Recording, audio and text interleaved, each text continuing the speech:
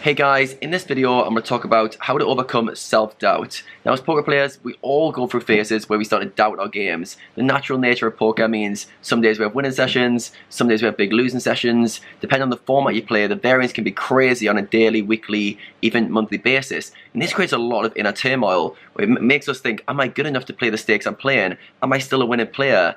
Am I making too many mistakes? Or is this just variance? It is very hard to detach yourself from it and just go, look at your results objectively and say, I'm a good player, I'm making good decisions, because variance is such a big factor over the short term. So what you need to be thinking about is the two kind of factors. So one, you need to be confident. You need to be confident in your play during game. So you need to understand the plays you're making. You need to have a good understanding of the strategies that you're doing at the time. And you shouldn't be doubting this at the time. If you're at the tables, you shouldn't be going, is this a 3-bet? Is this a call spot? You should have already done the work off the tables to know how to play strategically. The other side of it is self-awareness. So you need to be self-aware enough that you're not delusional. Like, where are you making mistakes? Where can you improve? Where are you weak? So like, after your game, when you're finished, you should always be reflecting. Did I play well? Did I not play well? What hands could I improve on? Is there room to analyze some spots that I can improve, or where can I go from here? So back to self-doubt, there's a few things you can be doing. When it comes to downswings and bad results, the first thing you should be doing is zooming out, looking at a bigger picture, whether it's a month or a year's worth of results, to show that, okay, I've got a solid winning rate, I'm not a bad player. If you've got good results and you hit a downswing, generally a lot of that will be variance, but what happens on downswings, we end up compounding the downswing by making mistakes. It's kind of natural, we all have different tendencies on downswings. I remember I used to play faster on a downswing. I know some players call off lighter, other players miss bluffs out the range. It's this kind of mindfuck of playing on a downswing that leads us to make a few more mistakes. So downswings generally start with variance, then get compounded with sort of negative players. But basically you need to make sure that, okay, I'm a good winning player, and this is just a variance thing. It's just a small amount of results that are going badly. On the other hand, if you haven't got good results over a period of time, if your long-term results are looking bad, you think that it's all variance, you think, oh, I'm just running bad, then you're on the side of delusional, because good chance are, if all your results are looking bad, you're generally playing bad, and it's not variance, it's just your trend line, it's just how you're playing, and it's something that you really need to work on. So self-awareness is key for this, and you do need to know that, okay, I am a good player, I do have good results, and I'm just going for a rough patch right now. So what do you do during these rough patches? Say you're a good winning player and you're on a bit of a downswing, a rough patch, and you're experiencing some self-doubt right here, right now. Okay, what do you do about it? The first thing I would do is, after I've checked my results, make sure I'm still doing good overall, I would then start to study harder. I would then start to think, okay, where are my leaks? I'd get my own HUD up and I'd go, okay, which parts of my HUD do I not like? What are my opponent tendencies that I'm playing against? What am I missing out of my game here? What are my natural default tendencies on a downswing? So for me, I said I play quicker, so I make sure I slow down. I would also maybe miss out thin value bets. So okay, things were creeping into my game when I was on a downswing, so I'd write down the things I thought could be happening. Then I'd look at the data, look at my HUD against the player pool I was playing against, and see statistically what's there. Okay, what mistakes am I making? Now, other things that you need to be thinking of. Okay, so when you're on a downswing, am I making strategic errors? Do I lack theoretical knowledge? Then we all do to some degree. I think some players are like perfectionists, and they think, if I don't know this spot to 100% accuracy for the most max EV, then it's pointless me playing. You can't be too much of a perfectionist. You obviously want to make improvements, but if you're playing a spot well, you can still play poker when you don't know the answers, because you're never going to know all the answers. So the first thing is strategic, and the second thing is mindset. So am I making strategic errors? Do I need to be putting some study time in? Do I need to be going through solvers and working on my game? So this is what I did when I was on downswings. So when I was shooting 1K heads up sit and goes, I had a rough patch against the best regulars at those games, and that's high stake to play there. So some very good players, and I was getting a bashing at one time, and I had a lot of self-doubt, and I started thinking, am I good enough to play these games? I was asking myself, Adam, are you good enough to play these games?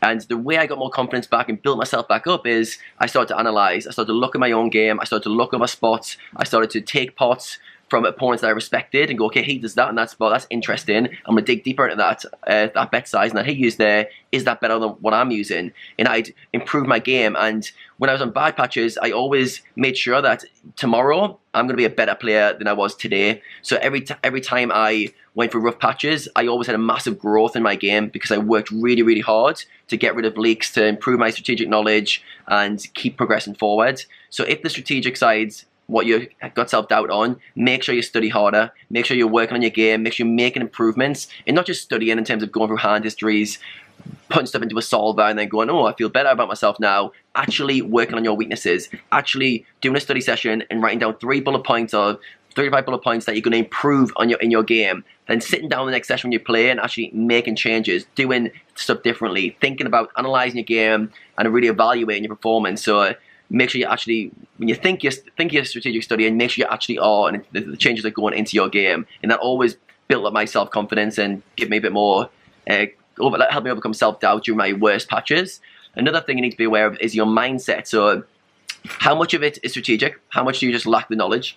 Plain and simple. And how much is you just not focusing? You feeling tilted, frustrated, angry that you're not doing well, and as a result you're playing quicker and you know what you should be doing, but you're not listening to it. I hear players say this all the time, going, oh, I know what my ranges are pre-flop, but I just end up getting angry and call them a little wider range, or they'll go, yeah, I know I should be bluffing here, or I just can't pull the trigger when I'm on a downswing. And these are big mental leaks when you're deviating from strategy because of your emotions, and that's something you really, really need to work on. And that's kind of what I work on with my clients. I dig deep into what behaviors are going wrong as a result of your mindset leaks and what can we do to overcome those. So if it's mindset leaks, first thing you need to do is learn to calm yourself down. So I always tell my players to meditate daily. So you get to control your own emotions. You get to just calm your shit down for 20 minutes a day, 10 minutes a day. It's a really good starting point. So then when you're in the heat of battle, things are going badly, your emotions are flaring up, at least you've got some experience of just settling down, controlling it. And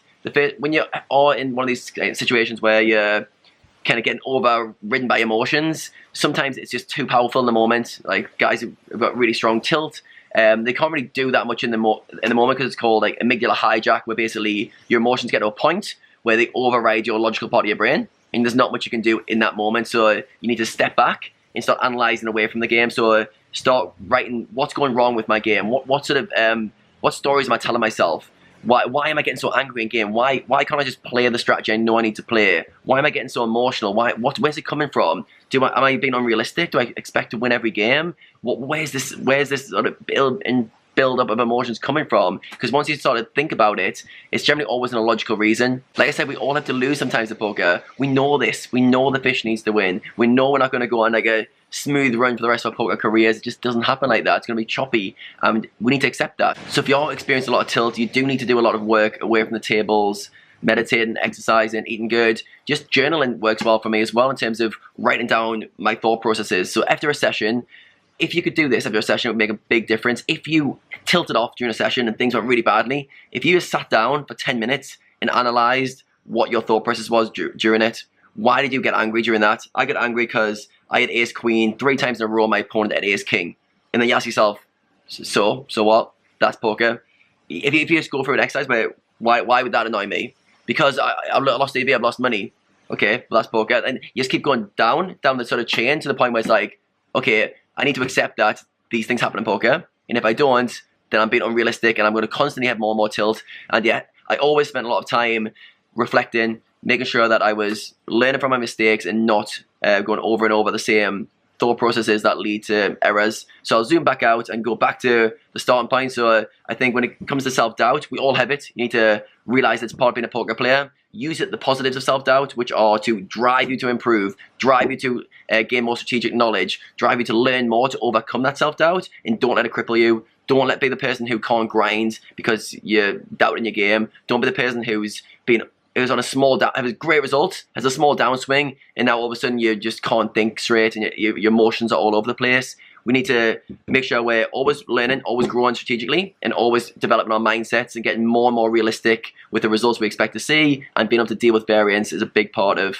being able to overcome self-doubt. So I hope that helped, guys. If you like this video, please subscribe to my channel. There's going to be plenty more poker videos coming from me very soon. I'll be answering questions for you guys. I have a private Facebook group where people ask me questions there, but my clients are also asking me questions, so there's going to be lots of content coming from me. If any of you guys have any specific topics you'd like me to cover for you, don't hesitate to let me know in the comments below.